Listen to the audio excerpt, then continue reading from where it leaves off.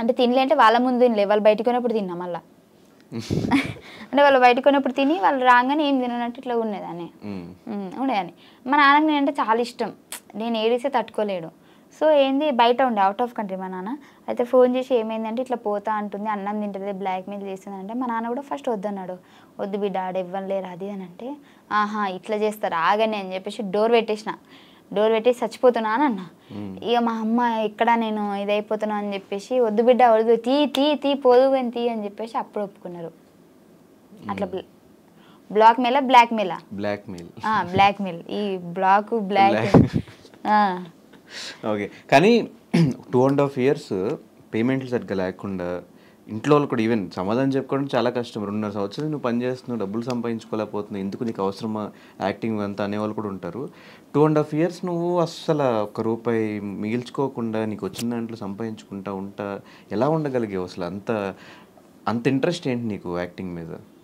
అప్పుడు వచ్చింది అంటే నేను అక్కడ సెలెక్ట్ అయిన తర్వాత బేసిక్గా నేను చాలా పనులకి, అంటే ఫస్ట్ నేను హాస్పిటల్లో వర్క్ చేద్దామని చెప్పేసి, అంటే నర్సుగా, బాత్రూమ్ కడగనీకి కాదు, అదే మరి నేను బీజెడ్సీ కదా.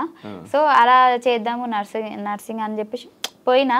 అక్కడ 6 months ఉన్నా, అది కాలేదు. మళ్ళీ నాకు ఎందుకు అంటే జీతం తక్కువనే, మళ్ళీ వర్క్ కూడా ఎక్కువ అనిపిస్తుంది, ఏంది సెట్ అవుతుంది కదా, మళ్ళీ వచ్చేసిన. స్కూల్ చెప్పిన, నాకు చదువు రాకపోయినా చిన్నపిల్లలకు చదువు చెప్పిన.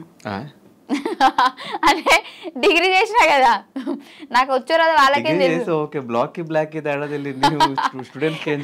నేను ఏబిసిలు చెప్పిన, గామాసం రాదే ఇది నాకు. అక్కడికి వెళ్ళిన, అది శాలరీ తక్కువనే. మళ్ళీ వచ్చేసిన అక్కడి నుంచి. మిషన్ కుట్టడం నేర్చుకున్నా, మిషన్ బ్లౌజులు కుడుతున్నా. అప్పుడే స్టార్టింగ్ కుడుతున్నా కానీ ఫెయిల్ అయిపోతున్నాయి. మా అమ్మకి పాపం 100 రూపాయలు పెట్టి జాకెట్ ముక్క తీసుకుంటే కుట్టిదాన్ని చంపేస్తున్నాను అన్నమాట అప్పుడప్పుడే. ఇంకా మంచిగా ఉంటే మంచి డిజైనర్ అయ్యేదాన్నేమో, నీకు డిజైన్ అంటే డ్రెస్ కూడా కుట్టించేదాన్నేమో నాకు తెలిసి. కానీ ఆ దేవుడు అంత అక్కడితో ఆపేసిండు. ఆ తర్వాత నాకు ఇది వచ్చింది. నాకు దీంతో ఏంటి అని అంటే నాకు అర్థమైపోయింది, చాలామంది నాకు ఆ ప్రోమో వల్ల మా ఊర్లో కూడా, మా అమ్మ ఎటైనా కార్ఖానకు పోయినా ఎటు పోయినా కానీ మీ బిడ్డ టీవీలో కనిపించింది, మస్తు చేసింది అని చెప్పేసి ఒక చిన్న ప్రోమోతోనే హైప్ వచ్చేసింది. నాకు అనిపించింది దీంట్లో ఫ్యూచర్ ఉంటుంది అనిపించింది. సో నాకు యాక్టింగ్ రాకపోయినా సంతోష్ అన్న నన్ను 2 schedules ఎక్కియలే స్టేజ్, నేను నీకు నేర్పిస్తే ఎట్లా చేయాలనో అని చెప్పేసి. ఆయన డైరెక్టర్ అయ్యుండి కూడా, బేసిక్ డైరెక్టర్ అంటే నువ్వు ఇప్పుడు ఆడిషన్ ఇచ్చినా కానీ వాళ్ళు చేసేది చూసి నచ్చితే తీసుకుంటారు, లేదంటే లేదు కదా. నాకు యాక్టింగ్ అంటే ఏంటో తెలియకుంటే, నాకు ఇప్పుడు వాళ్ళకి షో జరుగుతూ ఉంటుంది అక్కడ, నాకు ఇక్కడ కూర్చోబెట్టుకొని అలా కాదు ఇలా ఈ సెన్స్లో చేయాలి ఇలా ఇలా అని చెప్పేసి స్క్రిప్ట్ కూడా ఆయనే చెప్పేటాడు. 2 schedules నాకు. ఆ తర్వాత నుంచి నాకు అలవాటైంది. మెమరీ పవర్ ఎక్కువ ఉంటుంది కదా నీకు? అవును, చిన్నప్పటి నుంచి అంతేనా? అట్లా అంటారు కానీ నిజంగా లేదు నాకు. మెమరీ పవర్ ఉండి మంచిగా చదువుకొని జాబ్ చేసేదాన్ని కదా. స్టడీస్ ఎట్లా ఉండేవి? టాపరా? 10th వరకు టాపే, ఇంటర్లో మీడియం, డిగ్రీలో లో. ఎందుకురా? డిగ్రీ కదా అప్పుడు. డిగ్రీ ఫినిష్ చేసావు అసలు? ఫినిష్ చేసా కానీ లాస్ట్ 2 sems రాయలే. ఎందుకు ఇంకా ఇటు వచ్చావు? అప్పుడు పటాస్కొచ్చా, ఇంకా వద్దు మన లైఫ్ ఇదే, ఇంకా వద్దని ఫిక్స్ అయిపోయావు అనుకున్నా. అప్పటికి బేసిక్గా పోయినా ఫెయిల్ అవుతాయి కదా ఎందుకులే అని చెప్పి చీటే ఉన్నాయి. కానీ ఫీమేల్ కమెడియన్స్ చాలా తక్కువ మంది ఉన్నారు మన ఇండస్ట్రీలో. చూసుకుంటే కోయేసర్ల గారు ఇట్లా ఎలా మీద లెక్క పెట్టచ్చు వాళ్ళ పేర్లు. దాని తర్వాత ఇప్పుడు ఉన్న వాళ్ళలో జబర్దస్త్లో కానీ ఇలా బాగా కనిపించేది నువ్వు కానీ రోహిణి అక్క కానీ, మీ ఇద్దరు ఎక్కువ కనిపిస్తూ ఉంటారు. కానీ ఎందుకు మీరు ఈ జబర్దస్త్ స్టేజ్ నుంచి సినిమాగా మార్చుకోలేకపోతున్నారు? అది నా గురించి నేను చెప్తా. అక్కడికి వస్తున్నాయి, ఇప్పుడు చేస్తూనే ఉన్నది. అక్కడక్కడ కనిపిస్తుంది కానీ నీది ఎక్కువ. నేను బేసిక్గా నాకు ఇప్పటి వరకు నిజం చెప్పాలంటే వచ్చినాయి మూవీస్, కాకపోతే ఫస్ట్ నాకు మూవీ అంటే భయం వేసేది. అంటే మూవీ షూట్స్ ఎట్లుంటే తెలియదు నాకు స్టేజ్ వరకే నాకు తెలుసు.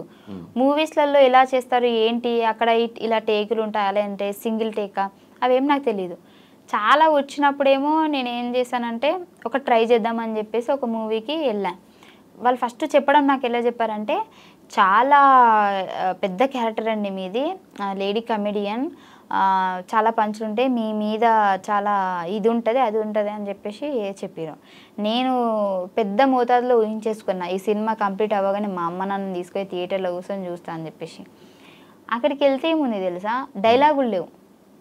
నాకు 10 days షూట్ అని చెప్పారు. 10 days షూట్ డైలీ పేమెంట్ చేస్తా అన్నారు. 2 days తర్వాత ఇంతనని ఇంకా లేదు అని చెప్పారు. కానీ చూస్తే నాకు డైలాగులే లేవు. నార్మల్ ఒక డైలాగ్ ఏదో ఉన్నట్టుంది, అది ఎడిటింగ్ చూస్తారో లేరో నాకు తెలియదు. నిలబడే ఉండాలి, పని మనిషి క్యారెక్టర్. అంటే పని మనిషి క్యారెక్టర్ అని నేను చెప్పట్లేదు, పని మనిషి క్యారెక్టర్ అయినా యూజ్ చేసుకోలేదు నన్ను అని నేను చెప్తున్నా. సో నాకు అనిపించింది ఏంటి ఇది యూజ్ చేసుకోవట్లేదు. ఇప్పుడు నార్మల్గా నేను డైలాగులు లేకుండా నిలబడ్డా కానీ ఎవరైనా ఆ మూవీ చూసారనుకోండి, ఫైమా ఏంటి అలా నిలబడేది, బయట కొద్దిగా మంచిగా ఉంది, అక్కడ ఏం యూజ్ చేసుకోలేరు, ఏం లేదు ఫైమాది అని ఆ ఒక టాక్ రావద్దు అనేది నా ఫీలింగ్. నాకు ఎలా అనంటే నేను చేస్తే అబ్బాయి ఏం చేసిందిరా ఫైమా, నిలబెట్టిందిరా అన్నట్టు ఉండాలి కదా.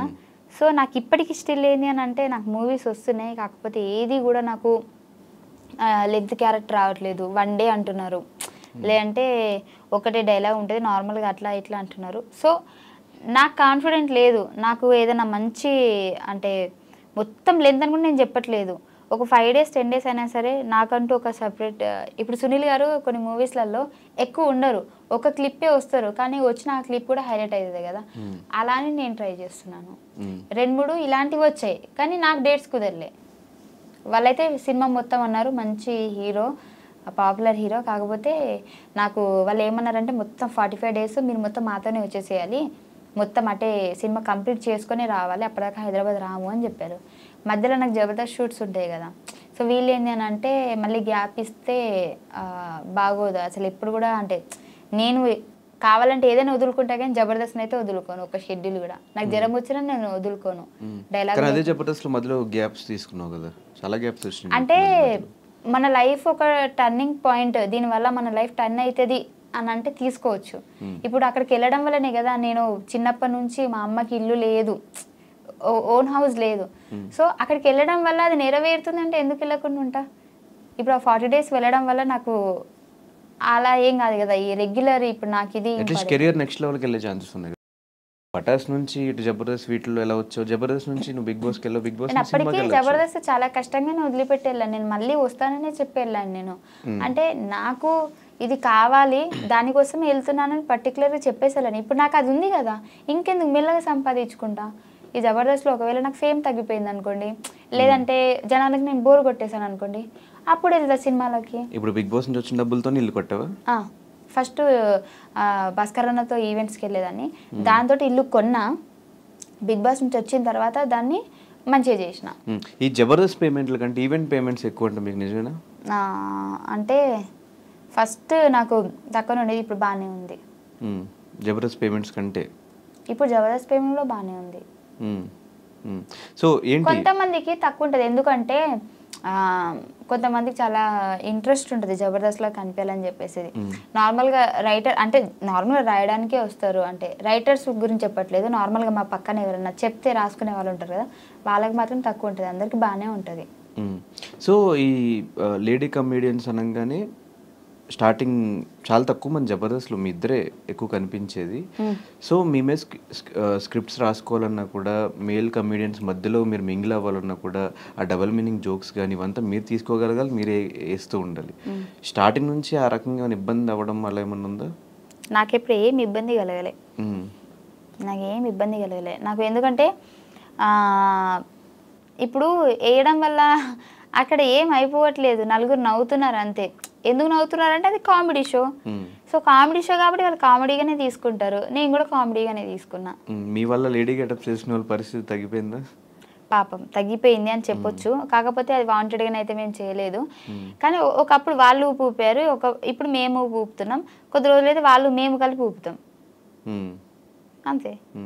ఈ మధ్య మధ్యలో ఛానల్స్ కూడా షిఫ్ట్ అవుతున్నప్పుడు ఈ ప్రాబ్లమ్స్ ఏమైనా ఫేస్ చేసావా? నాకేం ప్రాబ్లం, నేను పుట్టడమే చాలా అదృష్టవంతురాలనంట, నాకు ఎలాంటి ప్రాబ్లమ్స్ లేవు. నాకు ఈ ఛానల్స్ వాళ్ళతో కూడా ప్రాబ్లమ్స్ లేవు, వాళ్ళు మంచి అండర్స్టాండింగ్, వీళ్ళు మంచి అండర్స్టాండింగ్.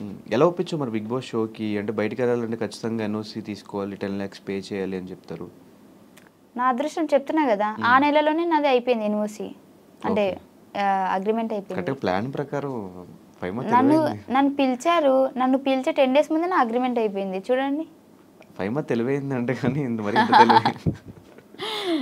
ఒకవేళ పాము చావకూడదు, కర్ర విరగకూడదు. ఒకవేళ అప్పటికి అగ్రిమెంట్ ఉంటే మేబీ సీజన్ 7లో పిలిచేవారేమో, అప్పటికి అయిపోయేది అంతే. ఫీల్ అవుతున్నావు సీజన్ 6కి వెళ్ళావని? ఫీల్ అవ్వట్లేదు, కానీ 7లో ఉంటే బాగుండు అనిపించింది. ఎందుకు 6 ఎందుకు నచ్చలేదు?